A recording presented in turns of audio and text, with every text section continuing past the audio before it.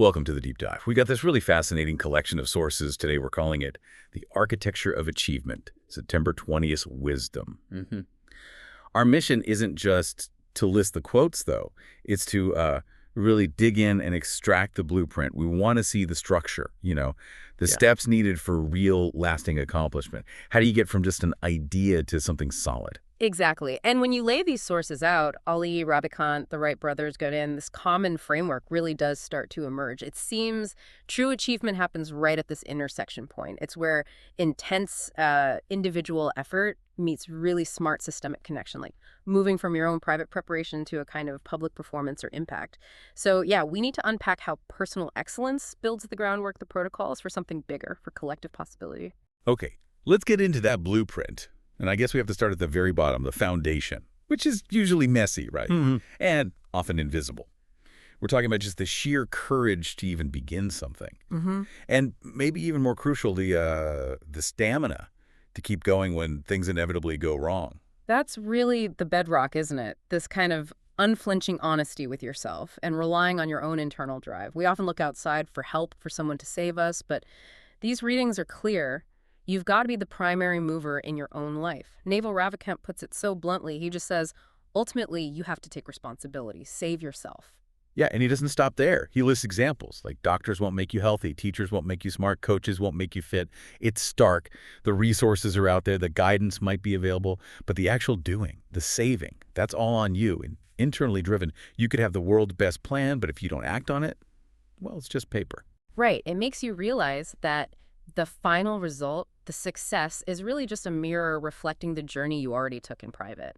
Muhammad Ali gave us such a great picture of this invisible architecture. He said, the fight is won or lost far away from witnesses behind the lines, at the gym and out there on the road, long before I dance under those lights. I love that quote. It totally reframes what success looks like. The championship belt, the big contract, whatever it is, that's just this shiny object at the end. The real structure, the architecture got built way before that.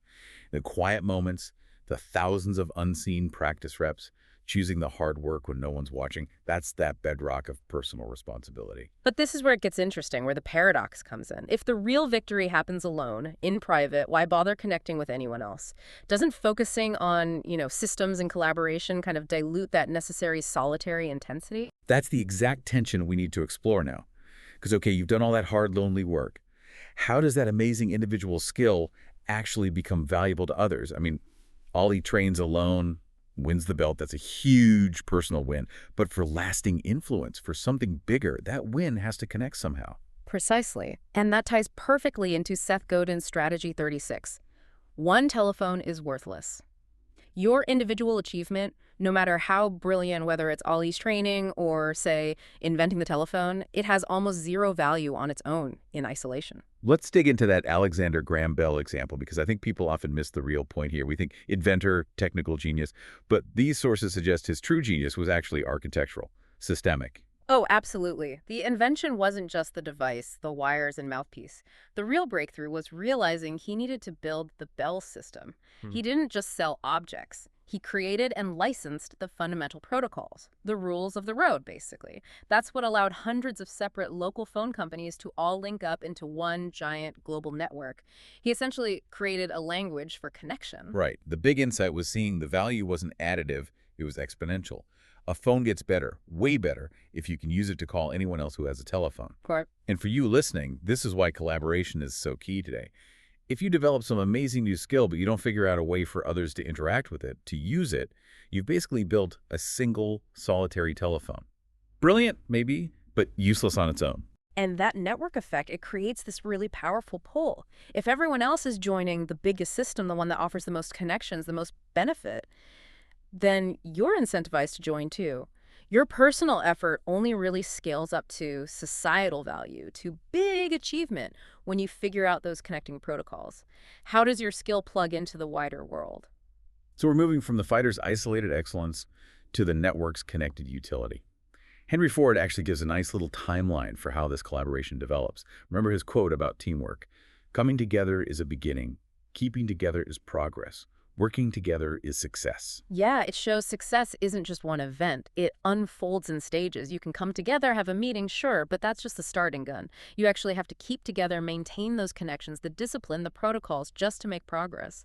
And it's only when you're truly working together, really leveraging that connected system, that you hit success. It's the bridge, really, between Ollie's lonely gym and Belle's interconnected world. Okay, so we have the individual grit, the connected protocols.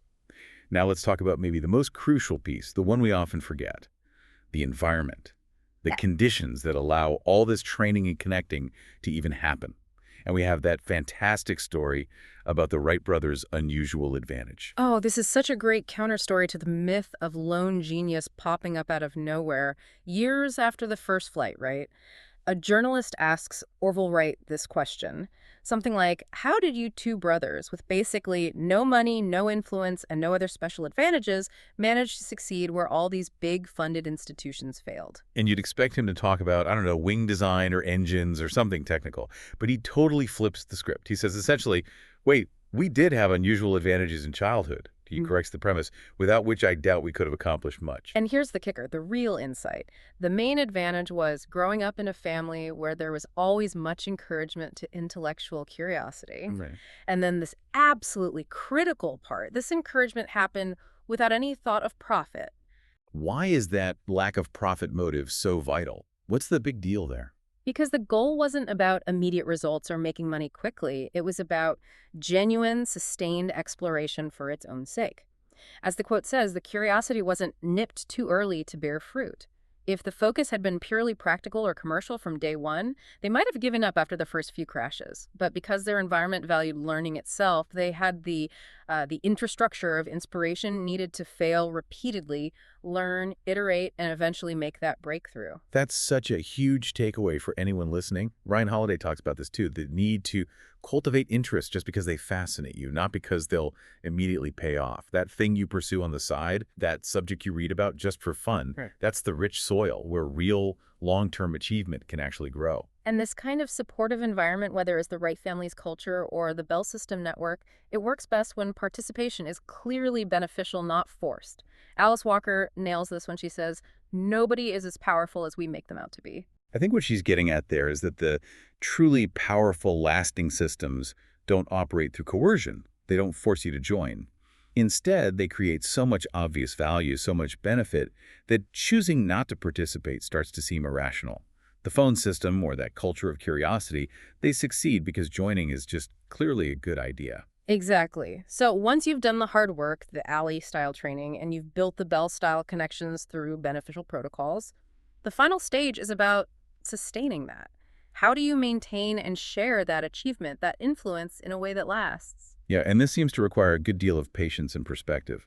Mark Twain has that wonderful line about how to share truth or knowledge effectively. He says, the truth must be served like a coat and not thrown in the face like a wet towel. Ha! That's perfect, isn't it? Throw a wet towel and people flinch, they get defensive. But offer truth like a coat, gently. You allow them to try it on, see if it fits, benefit from it in their own time. Lasting influence needs that kind of patient building, letting others see the value without feeling attacked by your success or expertise. And to keep up that capacity for patient influence, for long-term achievement, you need sustainable practices yourself. Dan John gives us that really concise operational mantra. Safety equals performance. Performance equals safety. Think about that architecturally. A high-performing building is usually a safe, well-constructed one. Sustainable excellence in anything needs consistent, careful practice. It's like using good materials, following the code. Your ability to perform at a high level over the long haul is directly linked to the discipline of doing things carefully, safely, right now. High performance relies on safety, and safety enables high performance. It's a loop. And that careful, consistent discipline is how we earn our place, right? Miguel de Cervantes puts it forcefully. Never stand begging for that which you have the power to earn. If you've got the training, the protocols, the curiosity, the components are there, you have the power to build it yourself. Don't wait for permission. But it's important that this focus on earning doesn't become just cold calculation. Why do we actually do all this hard, disciplined work? Alice Walker brings it back to the core motivation. The principal ingredient of life is love. Yes, we achieve through discipline, through earning it. but what fuels that immense effort over time? Often it's a fundamental love for the craft, love for the challenge, love for the connections or possibilities it creates. So what's the ultimate reward for all this? The invisible grind, the building of connections, the patience, the underlying love.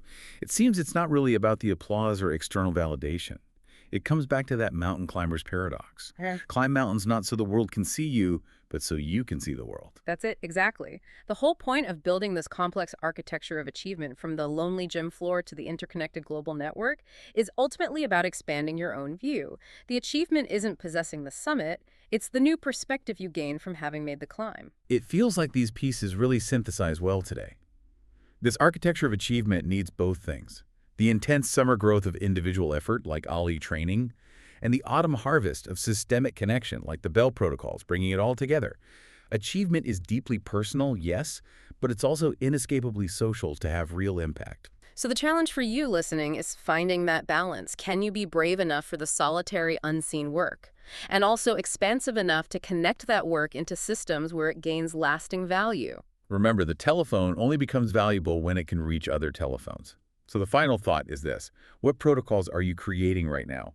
In your skills, your knowledge, your relationships, how are you enabling your own individual excellence to connect with collective possibility?